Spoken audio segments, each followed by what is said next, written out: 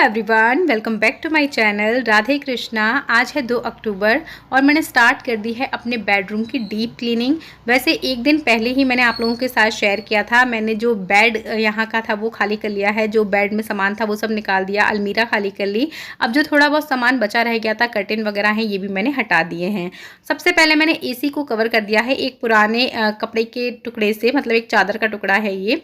तो सबसे पहले एसी को कवर कर दिया है ताकि इसमें धूल वगैरह ना जाए, फिर बाद में बहुत दिक्कत होती है।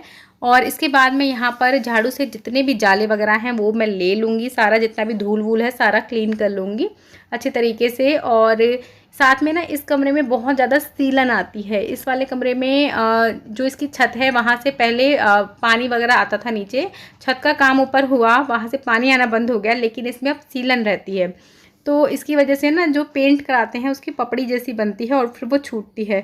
तो मैं बस अब वही कर रही हूँ। मैं झाड़ू से, जो झाड़ू का पिछला हिस्सा रहता है ना, मैं उसे ठोक ठोक के जितना भी वो है, जो पपड़ी सी रहती है ना, उसको मैं अच्छे से निकाल रही हूँ। थोड़ा उसको तेज़ी से, जो वो रहता है ना पीछे वाला हिस्सा, उससे अच्छे से थोड़ा मैंने उसको दबा दबा के सारा निकाल लिया है, क्योंकि फिर बाद में नीचे से मतलब ऊपर से झड़ता है, इसलिए।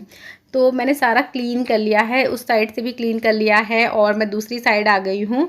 यहाँ से भी मैं क्लीन कर ले रही हूँ। स्टिकर के ऊपर ऊपर जहाँ भी मतलब मुझे छोटे मोटे जाले दिख रहे हैं वैसे मैं क्लीन करती रहती हूँ। लेकिन आजकल मकड़ियाँ बहुत ज़्यादा आ रही हैं और मुझे लगता है इस टाइम पर मकड़ी आ ही रही हैं, बहुत ज़्यादा सभी के घर में आ रही हैं। तो जितना भी डस्टिंग का काम था वो मेरा हो चुका है। और अब यहाँ पर मैंने थोड़ी सी वॉल पुट्टी तैयार कर ली है, क्योंकि जो मैंने आपको बताया था ना इसमें से पपड़ी निकल रही है, तो उसको मैं फिल कर रही हूँ। क्योंकि मैंने इसको जब झाड़ू से तेज़ रगड़ा था ना, तो इसमें से काफ़ी बड़ा एक टुकड़ा सीमेंट का नीचे गिर गया था और इस तरीके से ये बहुत गंदा लग रहा था। तो मैंने वॉल पुट्टी ली, उसको घोल तैयार, मतलब जैसा पेस्ट जैसा तैयार करके इसको मैं यहाँ पर फिल कर दे रही हूँ। और इस तरीके के छोटे मोटे काम ना मैं कर लेती हूँ अपने आप ही, मुझे अच्छा भी लगता है और मेरे ख्याल से कर लेने चाहिए। मैं इसको भी छोड़ देती तो अच्छा नहीं लगता। और इतने से काम के लिए कारीगर वगैरह तो कोई लगाता नहीं है, फालतू कोई आता भी नहीं है, इस टाइम पर कोई आएगा भी नहीं, और इतने छोटे काम के लिए क्या पैसे वेस्ट करना। तो इस तरीके के छोटे मोटे काम मैं अपने आप कर लेती हूँ।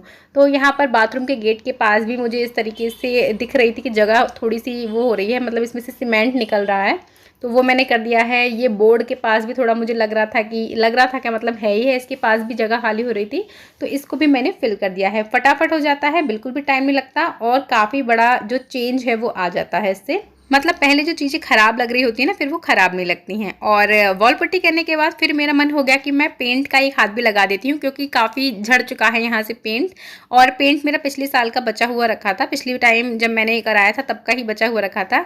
तो फिर मैंने सोचा कि चलिए शुरू हो जाती हूँ। और मैं ना इस तरीके के शौक़ रखती हूँ, मुझे इस तरीके के काम करना अच्छा लगता है, चेंज करते रहना मुझे पसंद है। और इसलिए ये जो मज़दूरी वाले सामान होते हैं ये सारे मेरे घर पर हैं।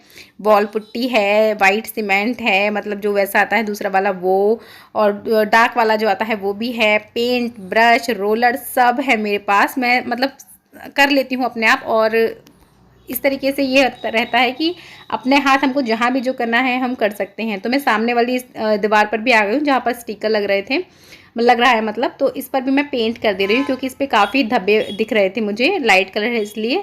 साथ में ना मैंने एक कपड़ा भी ले लिया है, और जो स्टिकर के वो है ना, यानी जहाँ भी छोटे छोटे स्टिकर हैं वहाँ मैं साथ साथ पोंछती जा रही हूँ। तो पेंट का काम मेरा हो चुका है। अब काफ़ी टाइम बाद मैं आप लोगों को दिखा रही हूँ। बेड भी मैंने साफ़ कर लिया है, अंदर से एकदम चकाचक साफ़ हो चुका है ये, और पेंट भी सूख चुका है। तो अब जितना भी सामान मैंने बेड में से निकाला था उसको मुझे अरेंज करना है, ऑर्गेनाइज़ करना है। तो ये गरम जैकेट्स हैं, 2 इनकी हैं और 2 बच्चों की हैं। पहले मैंने इनको एक बैग में रख रखा था, लेकिन अब बच्चों को ये मिलती नहीं है, सामने इनको भी मिलती नहीं है, तो इस बार मैं ना इस वाली ट्रांसपेरेंट थैली में रख रही हूँ। ये पता नहीं किस चीज़ में आई है, इस टाइम मुझे याद नहीं है, पर इस तरीके की जो भी थैली होती है मैं उनको बिल्कुल भी फेंकती नहीं हूँ। और इसमें ना ये अच्छी तरीके से आ गए हैं, और अब ये सबको दिखेंगे भी और ख़राब भी नहीं होंगे, धूल वूल इन पर बिल्कुल भी नहीं जाएगी। और अब ये सर्दियों में निकलेंगे, तो इनको मैंने रख दिया है। और अब यहाँ पर जो भारी वाली रजाई रहती हैं, जो ज़्यादातर ओढ़ने में नहीं आती हैं, उसको मैं रख रही हूँ और सबसे नीचे ही रख रही हूँ क्योंकि ज़्यादा ओढ़ने में नहीं आती हैं।